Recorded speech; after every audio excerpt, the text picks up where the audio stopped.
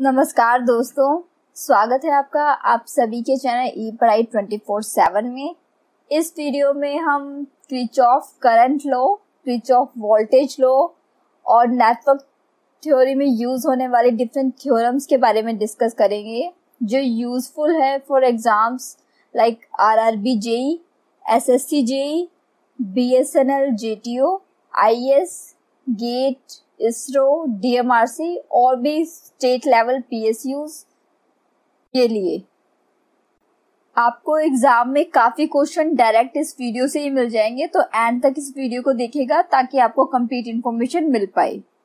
Video start करने से पहले मैं आप सभी से रिक्वेस्ट करती हूँ, अगर आपने हमारे चैनल को अभी तक सब्सक्राइब नहीं किया है तो सब्सक्राइब कर लीजिए और बेल आइकन को प्रेस कर लीजिए ताकि इस तरह के इन्फॉर्मेटिव वीडियोस आपको टाइमली मिलती रहें।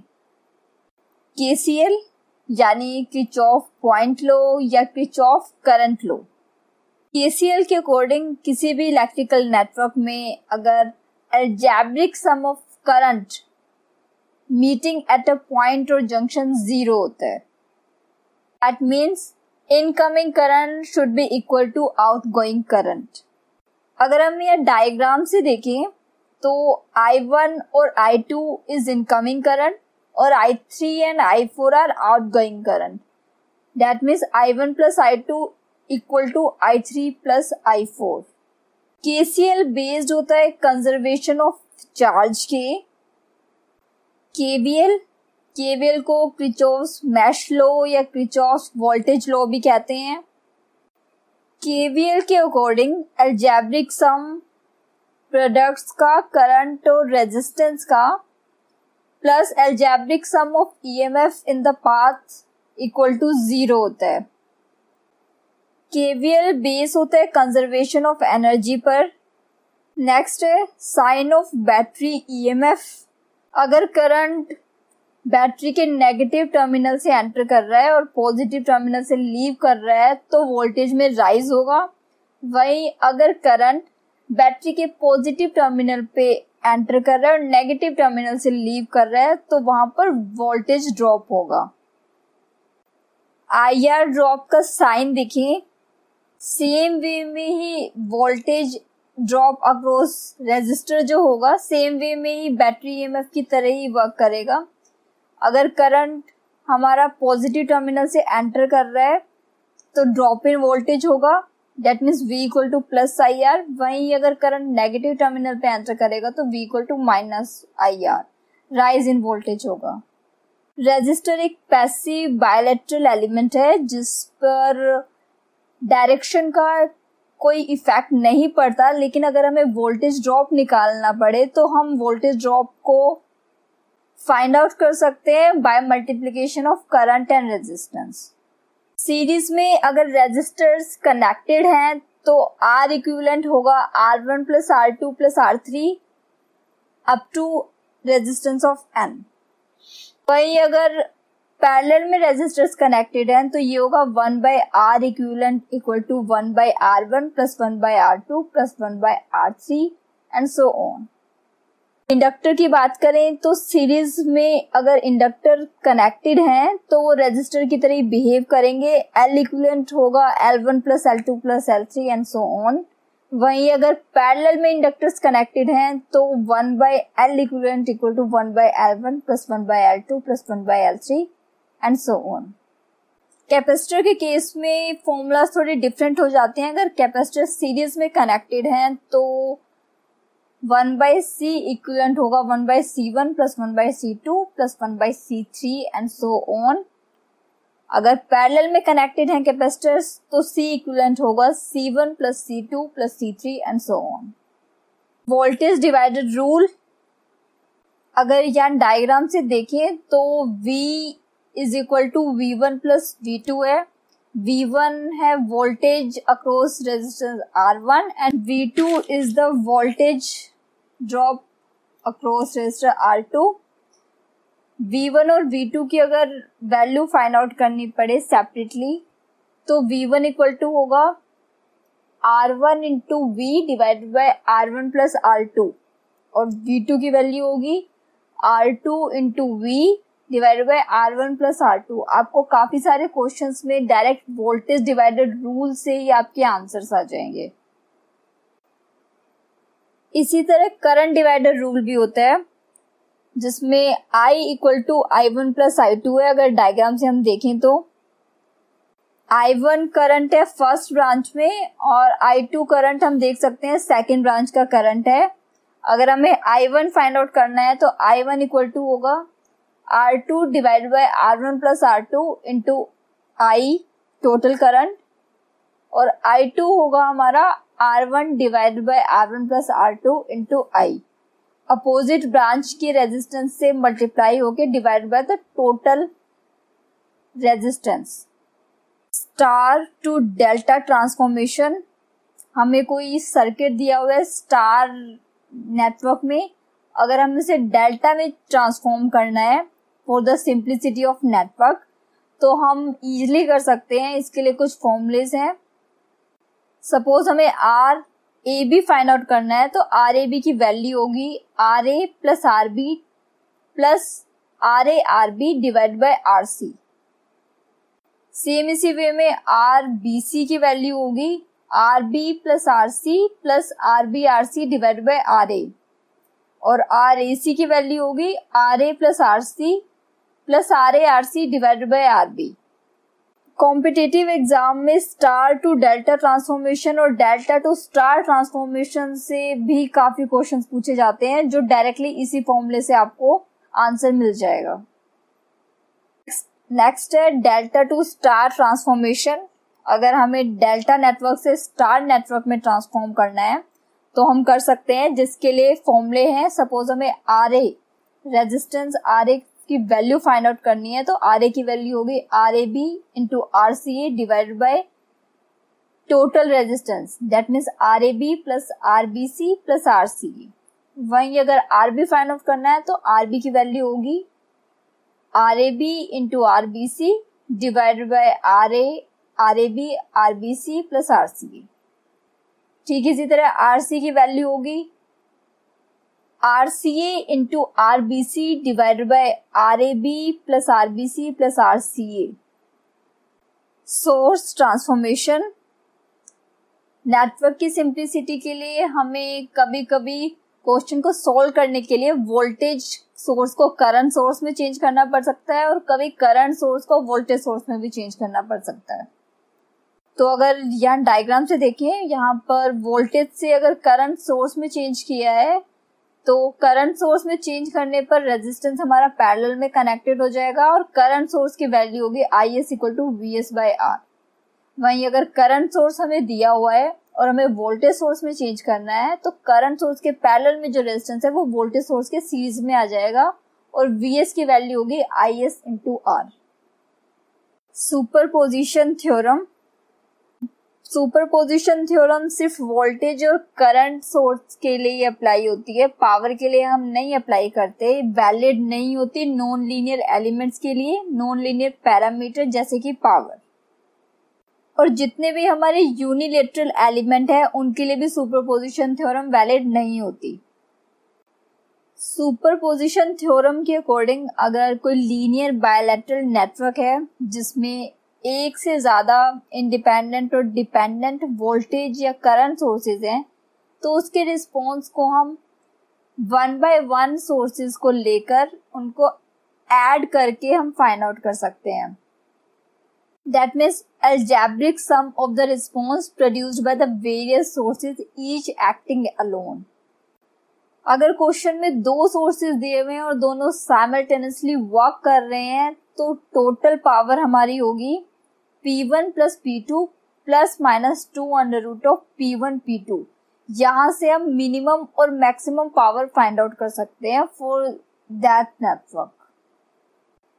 थेवेनिन थ्योरम, थेवेनिन थ्योरम का हम यूज करते हैं किसी लीनियर बायलैटरल नेटवर्क को रिप्रेजेंट करने के लिए, और रिप्रेजेंटेशन हम करते हैं एक इक्विवेलेंट सर्किट से जिसमें वोल्टेज सोर्स के साथ एक रेजिस्टेंस सीरीज में कनेक्ट होता है, और वोल्टेज सोर्स को हम VTH से डिनोट करते हैं और रेजिस्टेंस को हम RTH से डिनोट करते हैं।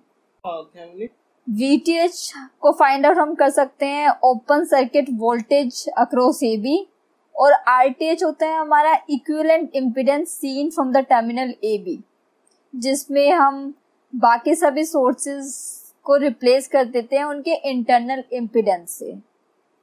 नॉर्टन थ्योरम का भी यूज हम किसी लीनियर बायलैटरल नेटवर्क को रिप्रेजेंट करने के लिए करते हैं, जिसमें हम एक इक्विवेलेंट सर्किट ड्रॉ करते हैं। करंट सोर्स के साथ एक इम्पीडेंस पैरेलल में कनेक्ट होता है। करंट सोर्स की वैल्यू IN होती है और इम्पीडेंस की वैल्यू RN या RTH से हम डिनोट कर सकते हैं। IN को हम फाइंड आउट करते हैं short circuit current through terminal AB के अक्रॉस शॉर्ट सर्किट करंट होता है, और RN होता है equivalent impedance seen from the terminal AB, जिसमें हम बाकी सभी सोर्सेज को रिप्लेस कर देते हैं उनके इंटरनल इम्पीडेंस से। अगर क्वेश्चन में डिपेंडेंट वोल्टेज या करंट सोर्स गिवन है तो हम RTH और RN की वैल्यू कैसे फाइंड आउट करेंगे? इसके लिए जो क्वेश्चंस में हमें डिपेंडेंट वोल्टेज और करंट सोर्सेज गिवन है उन्हें एज इट इज रखते हैं, और उसके बाद जो इंडिपेंडेंट सोर्सेज है हम उन्हें शॉर्ट और ओपन कर देते हैं अप्रोप्रिएटली। से अगर थेवेनिन के लिए अगर हम यूज कर रहे हैं तो हम ओपन सर्किट कर देते हैं, और अगर हम नॉर्टन के लिए यूज करते हैं तो शॉर्ट सर्किट कर देते हैं। R थेवेनिन की वैल्यू होगी VDC/IDC, वहीं R नॉर्टन की वैल्यू भी होगी VDC/IDC। अगर थेवेनिन और नॉर्टन मॉडल में कोई भी इंडिपेंडेंट सोर्सेज नहीं है तो हम थेवेनिन के केस में VTH को 0 कर देते हैं, और नॉर्टन नेटवर्क के केस में हम IN को 0 कर देते हैं, और हम सिर्फ फाइंड आउट करते हैं RTH और RN को। मैक्सिमम पावर ट्रांसफर थ्योरम, अगर यहाँ डायग्राम से हम देखें तो लोड की वैल्यू है ZL = RL + jXL। अगर RL और XL दोनों हमारे वेरिएबल हैं तो ZL की वैल्यू होगी ZS कॉन्जुगेट। सेकंड केस है, अगर सिर्फ RL वेरिएबल है और XS फिक्स्ड है तो ZL होगा हमारा √RS² + XL + XS का होल स्क्वायर। और थर्ड केस है, अगर लोड हमारा सिर्फ रेजिस्टिव है तो ZL = ZTH होगा, जो इक्वल होगा √RS² + XS²।